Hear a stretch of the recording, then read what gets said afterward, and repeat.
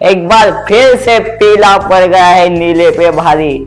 वो महेंद्र सिंह धोनी की इस बाहुबली टीम ने एक बार फिर से किया है मुंबई इंडियंस की रोहित शर्मा पे वो आघात किया है, जिसकी वजह से एक बार और मुंबई इंडियंस अपना पहला मुकाबला कर गई है मिस, वो हार चुकी है। और एक और जो है कि एक बोलूं क्या, सनराइजर्स हैदराबाद। मैं गेंदबाज तो नहीं हूँ, लेकिन थोड़ा सा मैं भी भाई अभी इनसे डरने लगा हूँ, क्योंकि यार क्या टीम है यार, ये क्या खेलती है। ओ हो, एक बार फिर से वो अपने जो पिछले साल को जहाँ से छोड़ा था ना, वहां से उसको टेक ऑफ किया है, वहीं से वो यात्रा शुरू की है। और उस एक अगर फाइनल को छोड़ दिया जाए तो बाकी सब वो 200 में डील कर रहे हैं भाई। ये इस साल भी वो ईशान का बल्ला भी बहुत अच्छी तरीके से वो बोला है, इस पर भी करेंगे चर्चा। हाय हेलो दोस्तों, आप देख रहे हैं स्पोर्ट्स हिंदी 24। मैं हूँ ओम गावंडे और इस स्पेशल इस एपिसोड में, इस वीडियो में आप सभी का बहुत बहुत स्वागत है। सीएसके बना मुंबई इंडियंस, ये बहुत बड़ा मुकाबला अभी अभी खत्म हुआ है। और किस तरीके से खत्म हुआ है, एक बार फिर से वो अनुभव की जीत हुई है, एक्सपीरियंस की जीत हुई है। वो माही की वो एंट्री देखने को मिली, वो 2 डॉट बॉल जिन डॉट बॉलों ने पूरे दर्शकों में उत्साह का वातावरण भर दिया था। पूरी क्रिकेट में इनके नाम है तो फिर वो साझेदारी बनाने का प्रयास था। एक भारत के कप्तान, दूसरी तरफ भारत के एक बेहतरीन T20 प्लेयर। तो ये मुंबई इंडियंस की खासियत है कि वो उस तरीके से प्लेयर को अपनी टीम में लेती है, तो जिम्मेदारी थी और उसको निभाने का बखूबी प्रयास हुआ।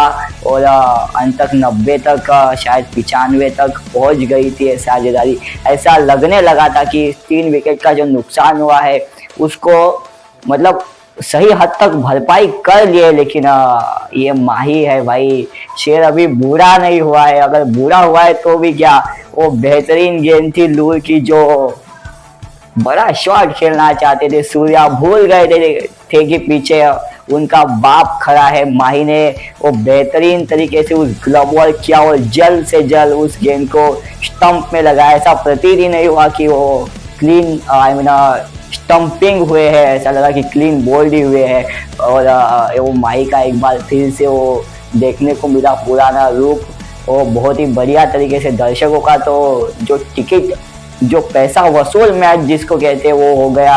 और एक बार फिर से वो माही की एक और झलक उनको मिल गई, वो बेहतरीन तरीके से वो स्टंपिंग थी। यार क्या ये प्लेयर है ना, ये अभी अपने लिए नहीं है, तो अभी अपने दर्शकों के लिए खेल रहा है, अपने फैंस के लिए खेल रहा है, और उनका जो मनोरंजन है वो बखूबी कर रहा है। यार ये इसके बारे में तो क्या ही कहना हो, मेरे पास से शब्द अब समाप्त होते जा रहे हैं। लेकिन ये जो अपना कार्य है वो नहीं समाप्त कर रहा है। मैं तो कहता हूँ कि ऐसा ही चलता रहे, दर्शक ऐसे ही नाचते रहे, ऐसे ही मुंबई इंडियंस और चेन्नई की राइवलरी चलती रहे, तो कुछ उस तरीके से वो 4था विकेट भी गिर गया। फिर तिलक को भी डंक कर दिया गया।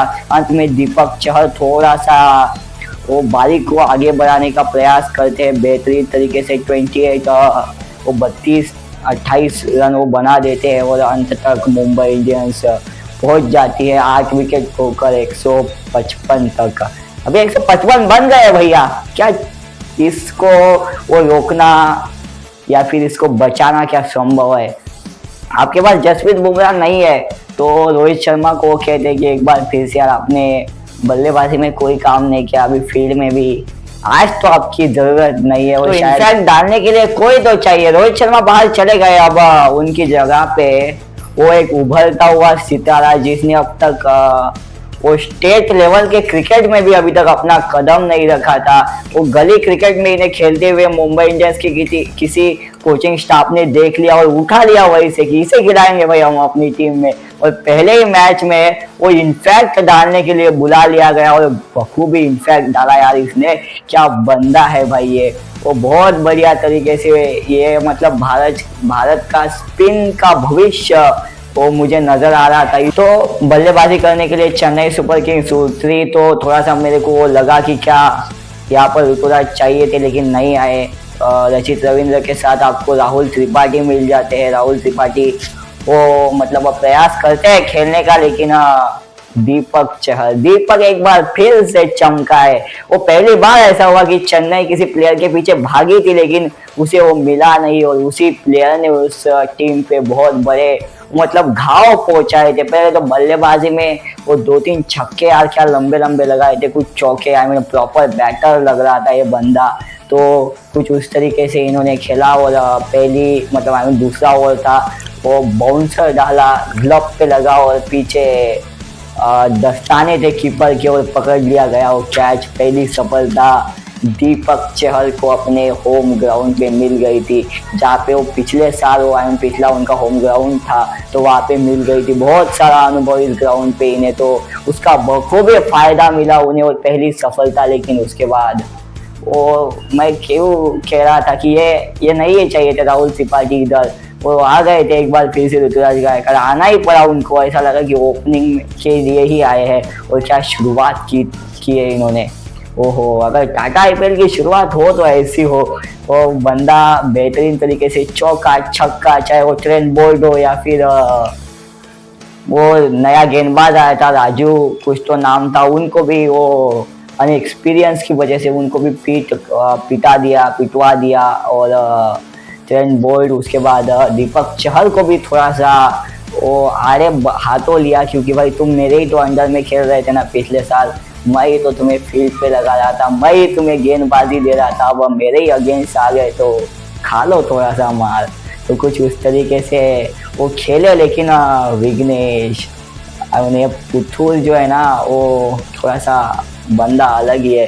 वो विघ्नेश ने विघ्न हर लिए मुंबई के, और ऋतुराज गायकवाड़ और बड़ा शॉट खेलने का प्रयास, शायद क्या सोचती मेरे को नहीं पता, लेकिन शायद सोच लिया होगा कि अनएक्सपीरियंस भाई इसने तो आई मीन वो बड़ा शॉट खेलने का प्रयास ऋतुराज का, जरूरत नहीं थी वहाँ पे वो खेलने की, लेकिन खेल दिया। वो पीछे बाउंड्री पे लपके गए और विघ्नेश को मिला उनका पहला टाटा आईपीएल विकेट। वो बढ़िया तरीके से आई मीन जिस सपने के लिए गेंदबाज इस आईपीएल में पदार्पण करता है उसको उन्होंने सच में इनफैक्ट डाल के दिखाया मुंबई के लिए। और ऋतुराज गायकवाड़ का सबसे बड़ा विकेट चटका के वो अपनी टीम को मैच में बनाए रखने का प्रयास किया। और एक्चुअली मैं अगर ऐसा कहना मैं बुरा नहीं हूँ तो ऐसा मैं यहाँ पे कहना ज़रूर चाहूँगा कि वो जो मैच है ना, जो मुंबई 19.1 ओवर तक लेके गई, वो सर वो विघ्नेश की वजह से ही लेकर गई है, क्योंकि बहुत बढ़िया तरीके से इनफैक्ट डाला था। 3 ओवर 17 रन, वो इतने बड़े बड़े बल्लेबाज जहाँ पे शुभम दुबे, दीपक हुडा, ऋतुराज गायकवाड़ जैसे बल्लेबाजी कर रहे हैं। एक से एक बिग हिटर है, पावर हिटर है, रचित रविंद्र दूसरे छोर पर सेट है, तो उसके सामने आप 17 रन दे रहे हो अपने 18 गेंदों में, तो सच में आपने किफ़ायती गेंदबाजी की है। साथ में वो 3 विकेट भी थे जब इनका कोटा समाप्त हुआ, तो अपने अंत में आखिरी के ओवर में थोड़े से महंगे साबित हुए, लेकिन दीपक हुडा और शुभम दुबे, बिग हिटर शुभम दुबे का विकेट चटका दिया और एक बार फिर से वो मुंबई को मैच में बनाए रखा। और इस तरीके से वो अपनी स्पिन थोड़ी सी वो और मजबूत करने का प्रयास था उसे, वो सच में धार दी है इस बंदे ने। और एक बार फिर से वो नज़र आया है कि क्यों ये दो टीमें महान दिग्गज 10 बार की विजेता ये दो टीमें क्यों इतनी मशहूर है, क्योंकि ये अनुभव को ही नहीं खरीदते, ये एक्सपीरियंस को नहीं खरीदते हैं, उनके साथ साथ जो टैलेंट है उनको भी अपने साथ जोड़ने का प्रयास करती है। और चेन्नई ने तो इस बार जोड़ा है। दीपक हुडा का प्रदर्शन अच्छा नहीं था पिछले साल, उनको अपनी टीम से इस टीम ने इस साल की शुरुआत किया है। मेरा ऑप्शन बेहतरीन गया था, मैं आपको पहले ही बता चुका हूँ कि इस टीम का ऑप्शन कभी भी बुरा नहीं जाता है। वो बहुत सारे ऑलराउंडर को किया था पिक और टॉस से ये टीम जीत चुकी थी। टॉस जीता, गेंदबाजी का फैसला किया और जिस तरीके से आप शुरुआत करना चाहते थे बिल्कुल उसी तरीके से वो शुरुआत की। पहली ओवर की चौथी गेंद रोहित शर्मा अपना पसंदीदा शॉट खेलना चाहते थे लेकिन बीच में आ गए शुभम दुबे। अमूमन वैसे वो जो ये शॉट खेला था ना रोहित शर्मा ने, ये जाता है टहलता हुआ बाउंड्री लाइन से बाहर 4 रनों के लिए, लेकिन इस बार बीच में आ गया ये बहुत बड़ा शुभम जिसने वो शुभ कार्य किया अपने हाथों से और इस कैच को लपका और जो बहुत बड़ी विकेट थी उसको किया अपने नाम। खलील अहमद के लिए वो बहुत बड़ा मौका था, वो शायद इस मैच का सबसे बड़े मोमेंट्स में से एक था जो कि पहले ही ओवर में हमें देखने को मिला। तो रोहित शर्मा इस तरीके से डंक गोल्डन बॉल आउट रोहित, और सभी जो मुंबई के फैंस थे उनका दिल तोड़ के गए हैं। वो हमेशा हम दिल जोड़ने की बात करते हैं यहाँ पे, वो मुंबई के फैंस के दिल तोड़ के गए थे रोहित शर्मा और सब निराश थे। लेकिन उसके बाद विल जैक्स लगा कि वो बेंगलुरु के वो वहाँ से आए तो कुछ नई जर्नी शुरुआत करना चाहेंगे, लेकिन ऐसा हुआ नहीं, वो भी जल्द ही आउट हो जाते हैं। और इस तरीके से मुंबई इंडियंस की पावर प्ले में ही 2 विकेट गिर जाती है पहले तो, उसके बाद रायल रिकर्टन लगा था कि अच्छे टच में लग रहे थे, बेहतरीन तरीके से जमीन को पकड़ के चौके लगा रहे थे, लेकिन उनको भी वो डंक कर दिया गया स्पिन की, तो जाल में शायद फंसा लिया गया है और वो आउट हो गए। 3 विकेट्स पावर प्ले में ही मुंबई ने गंवा दिए और अब दबाव पूरी तरीके से था। तो अब वो कप्तान थे और एक तरफ वो उभरता हुआ सितारा जिसके नाम इंटरनेशनल पिछले साल अच्छा नहीं होगा, वो गया हुआ साल उनको चेन्नई में बुला दो यार, माही के द्वार हमेशा खुले हैं आपके लिए, तो आ जाओ इस टीम में, अपना फॉर्म अच्छा करके जाओ। जिस तरीके से शुभम दुबे हुए और ये शुभम दुबे तो अति उत्तम उदाहरण है इस बात के लिए कि जिनका प्रदर्शन अच्छा नहीं होगा वो चेन्नई में आ जाओ यार, आ जाओ आपको सुधार देंगे हम। तो उस तरीके से अंत में वो सैम करन भी आउट हो जाते हैं, उसके बाद जडेजा भी रन आउट हो जाते हैं शायद, तो जिसकी दरकार थी, जिसके हर कदम को देखने के लिए दर्शक आते हैं, विकेट गिरने पर उत्साह मनाते हैं, वो चेन्नई का राजा, उस मैदान का किंग, उस मैदान का राजा, बादशाह महेंद्र बाहुबली सिंह धोनी एक बार फिर से आ गया मैदान में। 2 डॉट बॉल खेले लेकिन पूरी तरीके से पैसा वसूल कर दिया उन 2 डॉट गेंदों ने।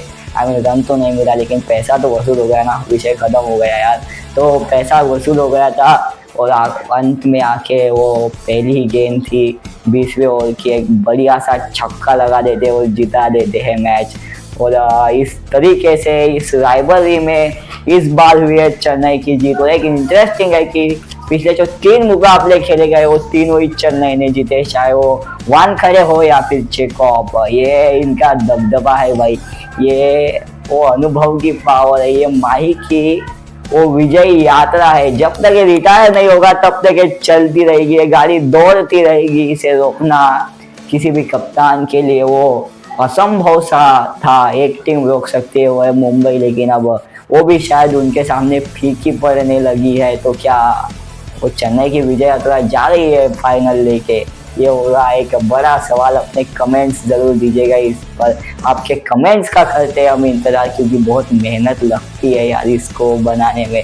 तो अपने कमेंट्स बताइएगा और कैसा लगा ये भी बताते चलिएगा। ये तो हो गई पहले मैच की, दूसरे मैच की बात हो, मैंने थोड़ा सा उल्टा कर लिया क्योंकि बहुत बड़ा मुकाबला था यार, 10 ट्रॉफियों के बीच में का ये मुकाबला था। तो अब आते हैं वो सबसे बड़े मुकाबले पे जो था सनराइजर्स हैदराबाद। ये राइजर्स की जो सन है ना वो दम के दौड़ पड़ी है, वो आसमान छूने के लिए तैयार है, वो 7 समंदर को भी लांघना चाहती है और वो 300 पार जाना चाहती है। अगर क्रिकेट की भाषा में बोलूं तो 300 पार का जो सपना है ना वो सिर्फ 14 रनों से चुका है। अगर 3 गेंदें और होती ना तो फिर किशन का ये जो बल्ला है ना वो 300 पार ले जाने में देर नहीं लगा था।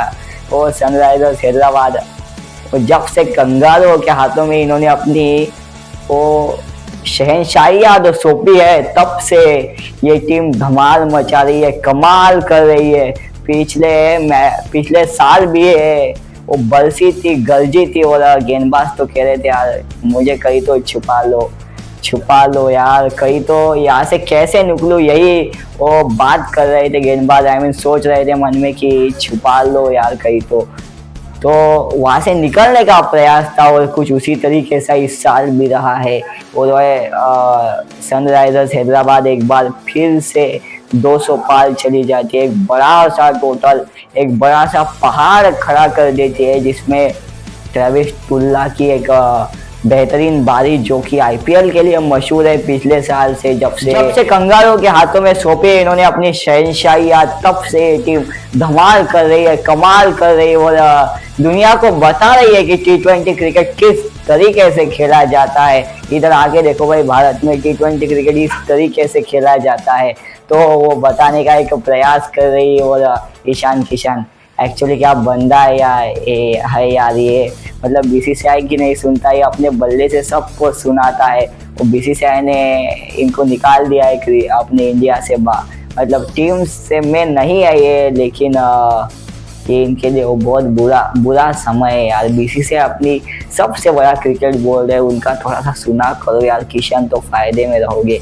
तो उस तरीके से वो मुंबई भी थोड़ी सी अब सोच रहे होंगे कि क्यों छोड़ा भाई हमने इनको, ये ईशान किशन को जो उस तरीके से, अब किस तरीके से ये बंदा है वो ये भी शायद मुंबई वाले भूल चुके थे, इसीलिए वो एक बार फिर से वो ईशान किशन अपने अलग अंदाज में नजर आए है और एक शतक जड़ देता है बंदा। 106 नाबाद 20 ओवर पूरे खेलते हैं, शायद 5वें 6वें ओवर में गेंदबाजी करने आए थे, बल्लेबाजी करने आए थे माफ कीजिएगा, तो वो 106 नाबाद हो गए। इनके पहला शतक इस सीजन का हमें मिल चुका है सनराइजर्स की ओर से।